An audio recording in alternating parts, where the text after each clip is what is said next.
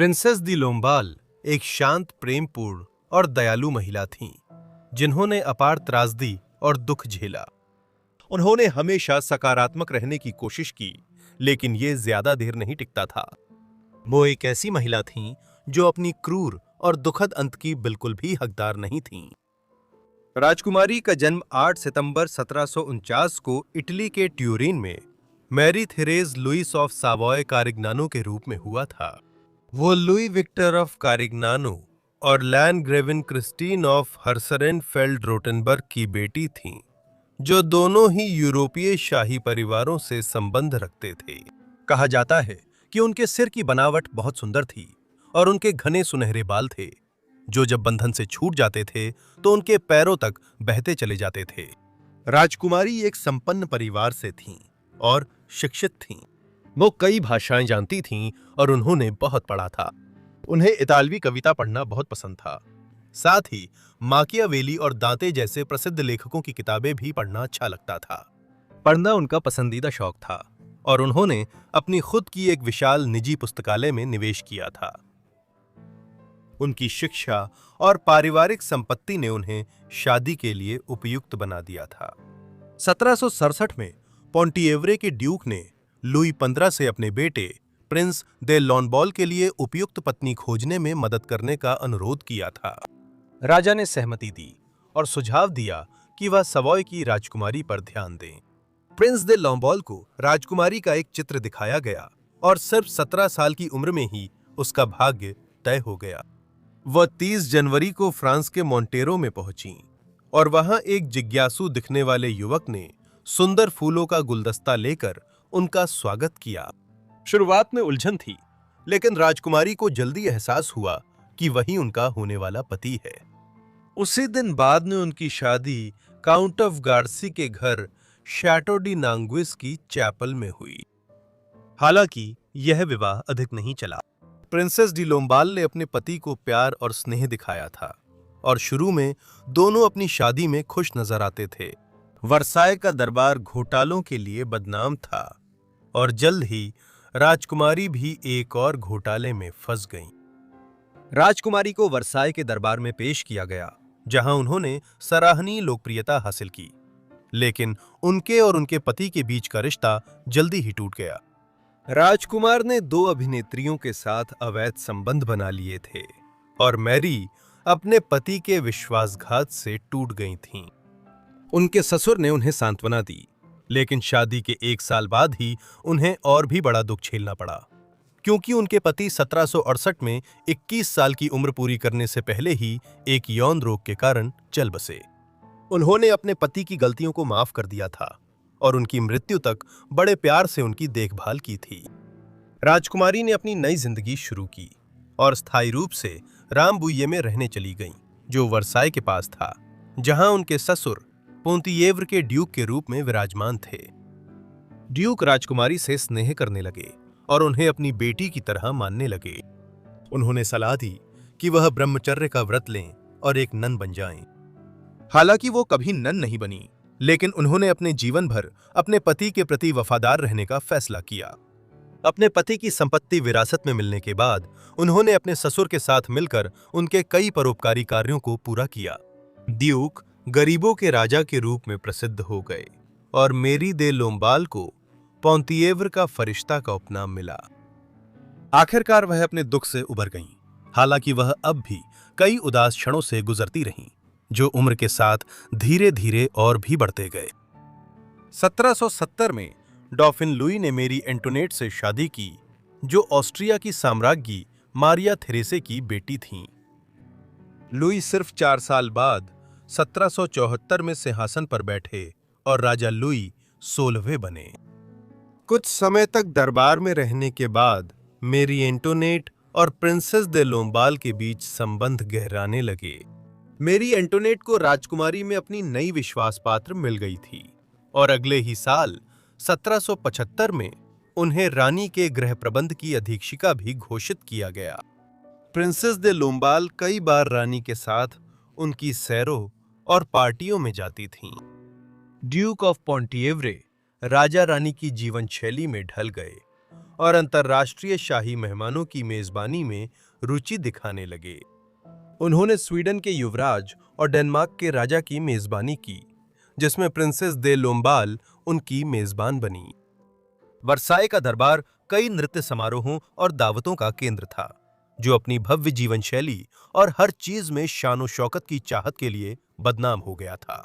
आखिरकार लुईस 14वें ने प्रसिद्ध फ्रांसीसी लैंडस्केप आर्किटेक्ट आंद्रे लेनोत्रे को वर्साय के 2000 एकड़ को फिर से डिजाइन करने के लिए बुलाया था, जिससे उन्होंने लगभग पूरे राज्य को दिवालिया कर दिया था। फ्रांस की आर्थिक स्थिति के कारण राजा लुईस 16वें ने एन रॉबर्ट जैक्स टर्गो को देश की वित्तीय स्थिति को संभालने के लिए नियुक्त किया। टर्गो का मिशन आम जनता को आर्थिक स्वतंत्रता और समृद्धि प्रदान करना था। उन्होंने राजा लुईस को पत्र लिखकर कहा कि वे दिवालियापन, करों में वृद्धि या उधारी नहीं चाहते। टर्गो खुद राजशाही के पक्ष में थे, जब तक कि राजशाही जनता के हित में काम करती थी। अपनी नई कानूनों और नियमों के लागू होने के साथ राजा लुईस 16वें को ब्रिटेनी के एस्टेट्स को अधिक सख्ती से अनुपालन में लाना पड़ा, क्योंकि ये क्षेत्र पहले एक तरह से स्वायत्त राज्य के रूप में काम करता था। ये करने के लिए राजा को एक भरोसेमंद राजनयिक की जरूरत थी, जो किसी भी विरोध या राजशाही विरोधी भावनाओं को शांत कर सके, और इसलिए उन्होंने पोंटिएवरे के ड्यूक को इस काम के लिए उपयुक्त व्यक्ति के रूप में बुलाया। प्रिंसेस दे लोम्बाल 17 दिसंबर 1774 को उनके साथ रेन गईं। उनकी इस क्षेत्र में यात्रा बहुत सफल रही और प्रिंसेस खुद क्षेत्र की जनता का दिल जीतने में कामयाब रहीं। प्रिंसेस दे लोम्बाल 2 महीने से वर्साय के दरबार से दूर थीं और क्वीन मैरी बेसब्री से उनकी वापसी का इंतजार कर रही थीं। ये जानकर कि प्रिंसेस उम्मीद से कुछ दिन पहले घर लौट रही हैं, क्वीन ने खुशी खुशी अनुरोध किया था कि प्रिंसेस सीधे वर्साय के लिए रवाना हों। जब प्रिंसेस दे लोम्बाल वर्साय में दाखिल हुईं, तो वह ये देखकर हैरान रह गईं कि क्वीन ने उनका चित्र एक कांच पर बनवाया था, जिसे उस कमरे में रखा गया था जहां क्वीन अपना ज्यादातर समय बिताती थीं। फिर भी क्वीन के साथ अपना काफी खाली समय बिताने के बाद प्रिंसेस के विचार और रुचियां भटकने लगीं। पेरिस के लोग अलौकिक चीजें पसंद करते थे। अंधविश्वास और अलौकिक चीजों की ओर उनकी झुकाव प्रिंसेस के जन्म से बहुत पहले शुरू हो गया था, लेकिन यह जिज्ञासा लगातार बढ़ती रही। सेंट जर्मेन के काउंट ने दावा किया था कि वे सदियों से जीवित हैं और यीशु मसीह से मिले हैं, जिससे लोग मंत्रमुग्ध हो गए थे। बैरोन डू पोपे डी सेनेवोई ने पशु चुंबकत्व के अध्ययन की शुरुआत की थी।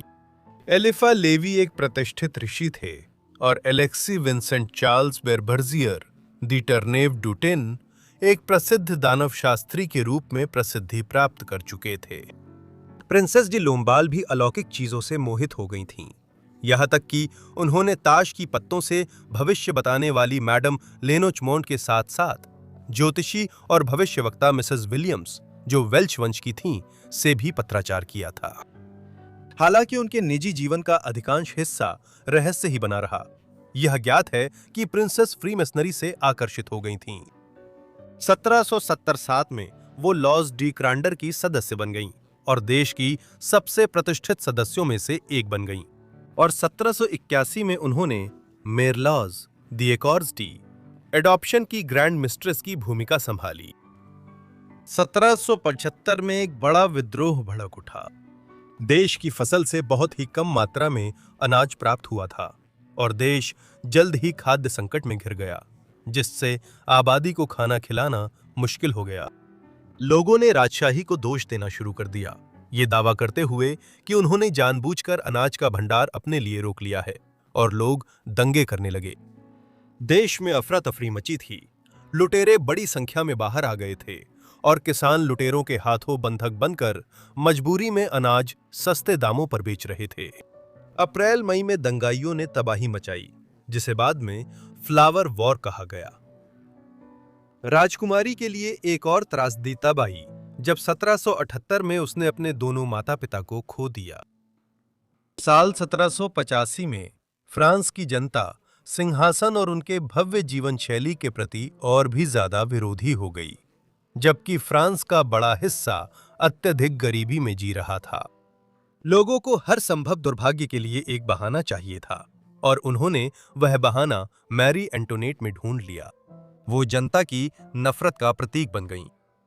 1786 से 1789 तक के साल राजकुमारी के लिए त्रासदी से मुक्त रहे और हॉरेस वालपोल द्वारा लिखे गए एक पत्र में कहा गया है कि राजकुमारी 1787 के मध्य में इंग्लैंड की यात्रा पर गई थीं।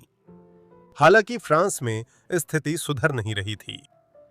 राजा देश चलाने के फैसले लेने के बजाय अपनी निजी संग्रहों में अधिक रुचि लेने लगे और रानी हीरे और अन्य आलीशान सामानों पर बड़ी रकम खर्च करने और बहुत से कर्जों, जिनमें जुए के बकाया कर्ज भी शामिल थे, में डूबी रहने में ही लगी रहती थीं। 5 मई 1789 को राजा लुई 16वें ने वर्साय में एस्टेट्स जनरल की सभा बुलाई, जो 1614 के बाद पहली बार मिल रही थी। उन्होंने यह बैठक एक नया तर कानून पेश करने के लिए बुलाई थी, जो जमींदारों और अमीर रईसों पर ज्यादा कर दर लगाएगा। बैठक में वकील और शिक्षक जैसे मध्यवर्ग ने संविधान की मांग की थी। राजा बहुत नाराज हो गया। वह मानता था कि राजशाही को पूर्ण सत्ता बनाए रखनी चाहिए और कोई भी नियम या सरकार उसकी शक्ति नहीं छीन सकती। स्टेट्स जनरल की बैठक में उपस्थित लोगों ने 20 जून 1789 को पास के टेनिस कोर्ट में एक शपथ ली थी, जिसमें उन्होंने घोषणा की थी कि वे तब तक घर नहीं जाएंगे जब तक राजा संविधान बनाने के लिए सहमत नहीं हो जाता। 27 जून को उन्होंने अपनी खुद की संसद बनाई, जिसे उन्होंने राष्ट्रीय सभा कहा। कुछ कुलीन और पादरी भी नई संसद में शामिल होने लगे। राजा नाराज था, लेकिन आम लोग भी नाराज थे। रोटी की कीमतें अभी भी ऊंची थीं और बहुत से लोग अब भी भूखे रह रहे थे। राजा ने राष्ट्रीय सभा को नहीं माना और गरीबों के लिए काम कर रहे एक मंत्री को भी हटा दिया। नाराज होकर हजारों निवासी विरोध में इकट्ठा हुए और बास्तील किले पर हमला किया। लगभग 8000 प्रदर्शनकारियों के मुकाबले राजा के लोगों ने किले पर धावा रोकने के लिए कुछ भी नहीं किया। बास्तील के गवर्नर ने चाबियां सौंप दीं, लेकिन तब तक उनके प्रति सहानुभूति दिखाना देर हो चुका था। वो एक ऐसा व्यक्ति था जिसने राजा के खिलाफ बोलने वाले सैकड़ों कैदियों को बंद करने में मदद की थी। प्रदर्शनकारियों ने जिस आदमी की उन्हें तलाश थी, उसे पकड़कर गुस्से में गवर्नर का सिर काट दिया। यह पहली बार था जब फ्रांस के किसानों ने राजा की निरंकुश सत्ता के खिलाफ विद्रोह कर जीत हासिल की। अपनी जीत से प्रेरित होकर विरोध और भी उग्र होते जा रहे थे और लुई को पता था कि उसने पेरिस खो दिया है। बलपूर्वक बास्तील को वापस लेने का विचार तुरंत खारिज कर दिया गया। अफवाहें फैलने लगीं कि राजा लुई ने राष्ट्रीय सभा को हटाने के लिए सैन्य बल का उपयोग करने की योजना बनानी शुरू कर दी है। अक्टूबर में शाही परिवार को ट्यूलरी महल ले जाया गया, जहां लोग राजा की गतिविधियों पर नजर रख सकते थे। अब भी उतने ही जिद्दी राजा और शाही परिवार ने फ्रांस से भागने की कोशिश की। योजना थी कि ऑस्ट्रिया जाकर मैरी एंटोनेट के भाई वहां के सम्राट से मदद ली जाए।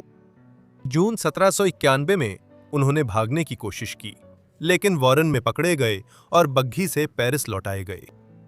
1791 में प्रिंसेस दे लोम्बाल गिरफ्तारी से बचकर फिर इंग्लैंड गईं, जहां उन्होंने ब्लेनहाइम, ऑक्सफोर्ड और बाथ घूमे। लेकिन इस बार ऐसा लगता है जैसे वो सुरक्षा की तलाश में थीं। मैरी एंटोनेट पहले ही मदद के लिए संदेश भेज चुकी थीं, लेकिन ऐसा लगता है कि प्रिंसेस खुद इस बात को सुनिश्चित करने के लिए आईं कि आने वाले हालात की गंभीरता समझी जाए। इंग्लैंड की रानी ने प्रिंसेस का बहुत स्नेह और खुशी के साथ स्वागत किया, लेकिन जब उन्होंने राजा जॉर्ज तृतीय से मदद मांगी तो उन्होंने इनकार कर दिया और कहा कि फ्रांसीसी शाही परिवार ने अपनी बदकिस्मती खुद ही बुला ली है। फ्रांस के राजा ने प्रिंसेस को पत्र लिखा और कहा कि वो वापस ना आए क्योंकि हालात बहुत भयानक हो गए हैं। उन्होंने लिखा, रानी को मेरी जरूरत है और मुझे उनके साथ ही जीना या मरना है।